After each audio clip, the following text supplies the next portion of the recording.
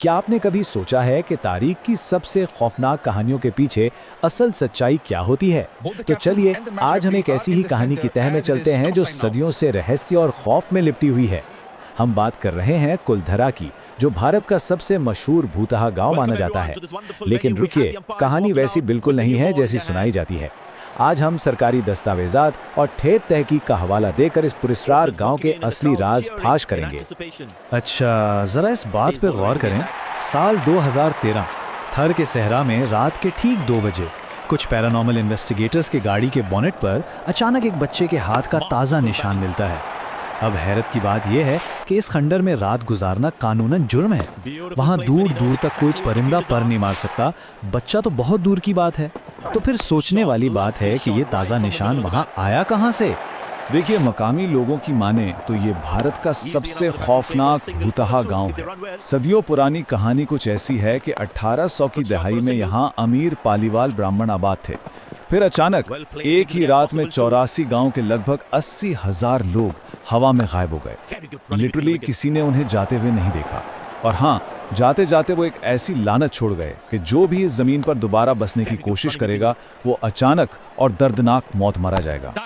लेकिन अब यहाँ सबसे बड़ा सवाल ये पैदा होता है, क्या कुलधारा पर वाकई रूहों की कोई लानत है या फिर ये किसी के बेइंतहा इंसानी लालच का नतीजा था? अगर हम भूत प्रेतों के इन किस्सों से थोड़ा बाहर निकलकर सरकारी दस्तावेजात और तारीखी हकाइक पर नजर डालें ना, तो एक बिल्कुल ही अलग और सच कहूं तो काफी चौंका देने वाली कहानी सामने आती है।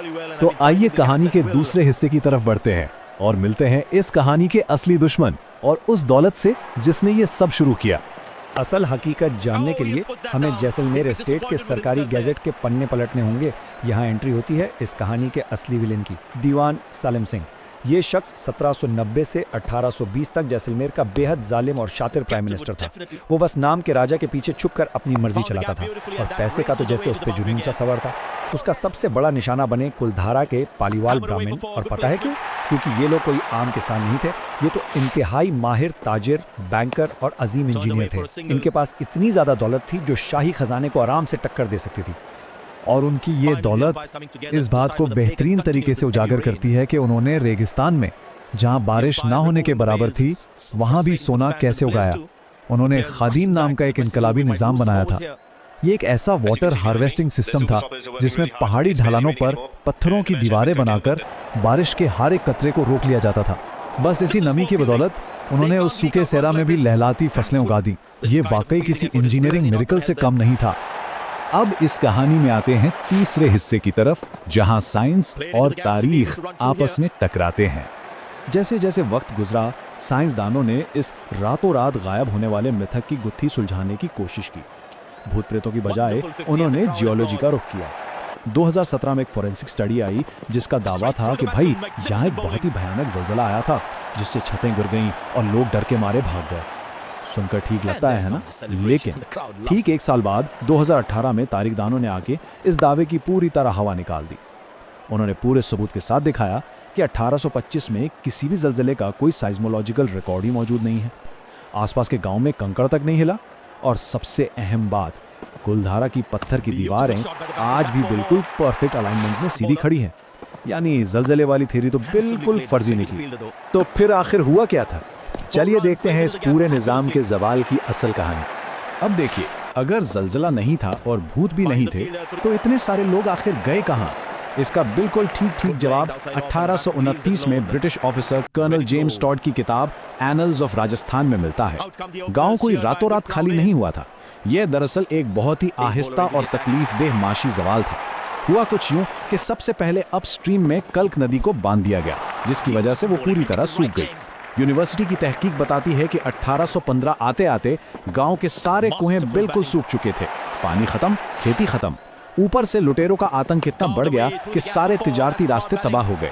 और इन हालात पर आखिरी वार किया दीवान सालिम सिंह ने। उसने टैक्स इतने बढ़ा दिए कि लोगों का जीना मुहाल हो गया। अब जरा खुद सोचिए, ऐसे में कोई क्या करता? एक तरफ भूखमारी और दूसरी तरफ रियासत की ऐसी जबरदस्ती की वसूली।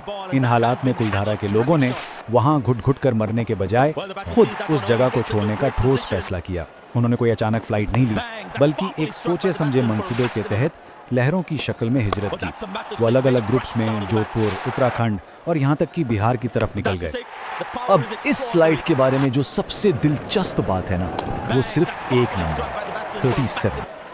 ये नंबर सब कुछ बदल देगा। तारीखी सरकारी सेंसस यानी मर्दमशुमारी के मुताबिक 1890 के आते आते कुलधरा में तब भी 37 लोग रह रहे थे। जी हाँ, और ये छोटी सी तादाद उस पूरे रातों रात सब गायब हो गए वाले झूठे मिथक के बिल्कुल परखच्चे उड़ा देती है। लेकिन रुकिए, असली ट्विस्ट तो अब आने वाला है। चौथे हिस्से में हम खोलेंगे खजाने की चोरी का वो राज जो शायद सबसे ज्यादा चौंका देने वाला है। यहाँ कहानी में एक ऐसा मोड़ आता है जो किसी थ्रिलर फिल्म से कम नहीं। जरा सोचिए, अगर ये सिर्फ एक माशी हिजरत थी तो फिर भूत प्रेतों की कहानियां आखिर बनाई किसने? तो सुनिए, जब ये बेहद अमीर पालीवाल बैंकर्स अपना आबाई गांव छोड़कर निकल रहे थे तो वो अपना बाहरी खजाना, वो हजारों सोने और चांदी के सिक्के ऐसी अपने साथ लाद कर नहीं ले जा सकते थे। इसलिए उन्होंने एक चाल चली। उन्होंने अपने घरों के पत्थर के फर्श उखाड़े और उनके नीचे खुफिया तहखानों में अपनी सारी दौलत दबा दी ताकि जब हालात ठीक हो तो वापस आके निकाल सकें। लेकिन असल खेला तो यहाँ चोरों ने किया। एक बहुत ही मशहूर हकीकत है कि चोरों ने जानबूझकर इन खौफनाक भूतों की कहानियों को घड़ा और उन्हें हथियार के तौर पर इस्तेमाल किया। असल बात यह थी कि नस्ल दर नस्ल पेशावर चोर रात के अंधेरे में इन गांवों में आते थे, तहखाने खोदते थे और खजाना और कीमती दरवाजे चुराते थे। उनकी चोरी में आधी रात के वक्त कोई खलल ना पड़े और किसी मकामी शख्स या सरकारी अफसर की गलती से भी वहां आने की हिम्मत ना हो। इसीलिए उन्होंने खुद इन लानतों और भटकती रूहों की डरावनी अफवाहें फैलाईं। क्या जबरदस्त दिमाग लगाया है ना?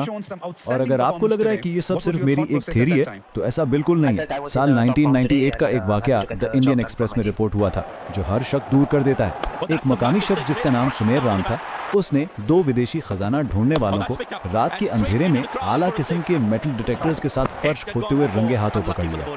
अब उन तस्करों ने क्या किया? उन्होंने फौरन सुमेर राम पर चाकू से हमला कर दिया और वहां से सिक्के लेकर फरार हो गए। खुशकिस्मती से सुमेर राम की जान बच गई और बाद में पुलिस ने उन स्मगलर्स को पकड़ लिया। वो चुराया गया सोना और चांदी आज भी इस वक्त भी जैसलमेर कोर्ट की कस्टडी बॉक्स में एज अ प्रूफ मौजूद है। और आज के दौर में ये भूत प्रेत की कहानियां क्या हैं? बस एक कारोबार।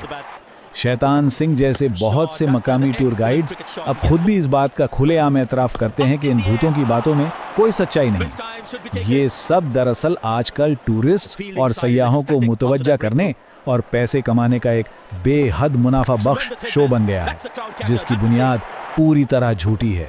तो अगर हम इन सब बातों का निचोड़ निकालें तो सबसे अहम टेक अवे ये मिलता है कि कुलधरा का असली जादू किसी रूहानी या सुपरनैचुरल चीज में नहीं छुपा है। असल जादू तो उस अजीम और ज़हीन तहजीब का था जिसने अपनी इंजीनियरिंग से सूखी रेत के अंदर सोना उगाने का तरीका ढूंढ लिया था। हमें सच में इन पालीवाल ब्राह्मण्स के इंजीनियरिंग कमालात को सलाम करना चाहिए, ना कि इनकी टूटी हुई दीवारों के पीछे भूतों की कहानियां तलाश करनी चाहिए। इस सब को समझने के बाद मैं चाहता हूं कि आप एक आखिरी अहम सवाल पर थोड़ा गौर करें। क्या तारीख में ऐसी और भी भूता जगहें और खंडर मौजूद हैं जहां भूतों और लानतों की कहानियां दरअसल दबे हुए खजानों को आम लोगों से दूर रखने की एक इंतहाई चालाक साजिश है?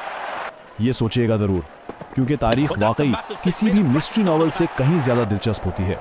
फिर मिलेंगे एक नई और मजेदार कहानी के साथ।